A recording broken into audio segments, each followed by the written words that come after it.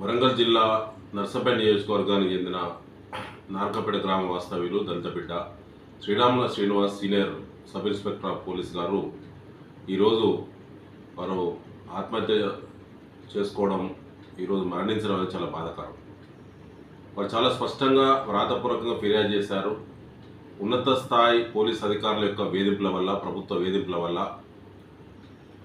అనేక పనిఒత్తిళ్ల వల్ల నేను పురుగుల మందు తాగి ఆత్మహత్యకు పాల్పడ్డానని చెప్పి చాలా స్పష్టంగా మేజిస్ట్రేట్ గారికి ఇచ్చినటువంటి డైయింగ్ డిక్లరేషన్తో పాటు పోయినటువంటి విజిటర్స్ కూడా చాలా స్పష్టంగా చెప్పడం చాలా బాధాకరం.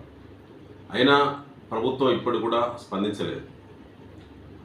ఖమ్మం జిల్లా అశ్వరావుపేట ఎస్ఐగా విధులు నిర్వహిస్తున్నటువంటి శ్రీనివాస్ అక్కడ ఉన్నత స్థాయి అధికారుల యొక్క వేధింపులను, ఆ పై అధికారులు కూడా వ్రాతపూర్వకంగా ఫిర్యాదు చేసినా కూడా ఇతను దళితుడని చెప్పి, సబ్ ఇన్స్పెక్టరు చిన్న స్థాయి అధికారి అని చెప్పి పరిగణలో తీసుకోకుండా అతన్ని మానసికంగా వేధింపులకు గురి చేసినటువంటి బాధ్యులపైన తక్షణమే చర్య తీసుకోవాలి.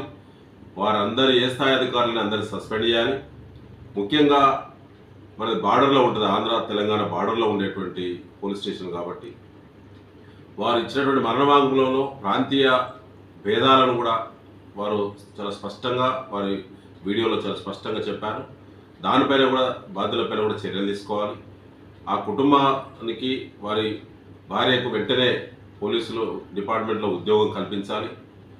పూర్తిగా వారి యొక్క అధికారుల యొక్క వైఫల్యమే గత 3 నెలలుగా ఉన్నత స్థాయి అధికారులకు వ్రాతపూర్వకంగా తాను ఎన్నిసార్లు మొరబెట్టుకున్నా స్పందించినటువంటి కాంగ్రెస్ మొద్దు సర్కారు ఇవాళ తనను బలిగొన్నది. కాబట్టి వారి కుటుంబంలో ఉద్యోగంతో పాటు ₹1,00,00,000 ఎక్స్గ్రేషియా ఇవ్వాలని, బాధ్యులు ఎంత పెద్దవారైనా వాళ్ళపైన చర్య తీసుకోవాలని మేము డిమాండ్ చేస్తా ఉన్నాం. దాదాపు ఇలా వారం రోజులు గడిచింది.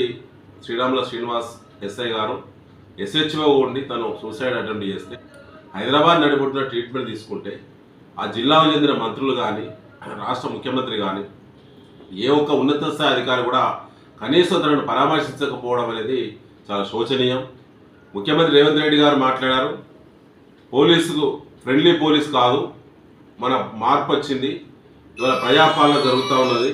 ప్రజాపాలనలో భాగంగా ఇలా ఫ్రెండ్లీ పోలీస్ అంటే ఇలా నిందితులకు ఫ్రెండ్లీగా ఉండడానికి లేదు, కేవలం బాధితులకే ఉండాలి ఫ్రెండ్లీగా అన్నారు.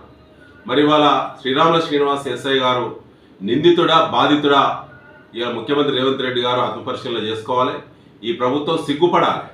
ఇలా విపక్ష కార్యకర్తలపైన వేధింపులు కాకుండా రైతులపైన కూడా వేధింపులు చేయడం కాకుండా ఇలా కింది స్థాయి ఉద్యోగుల పట్ల కూడా ఇలా వేధింపులు ఏ స్థాయిలో జరుగుతున్నాయో ఇవాళ ఒక్కసారి మరి శ్రీనివాస్ ఇచ్చినటువంటి డైయింగ్ డిక్లరేషన్ చూస్తే చాలా బాధ అనిపిస్తుంది.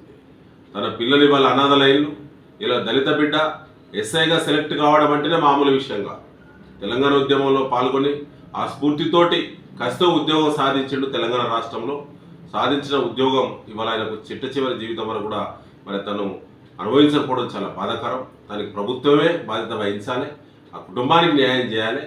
దానికి సంబంధించి మరి ఉన్నత స్థాయి న్యాయ విచారణ కూడా చేయాలని చెప్పి బీఆర్ఎస్ పార్టీ డిమాండ్ చేస్తాం.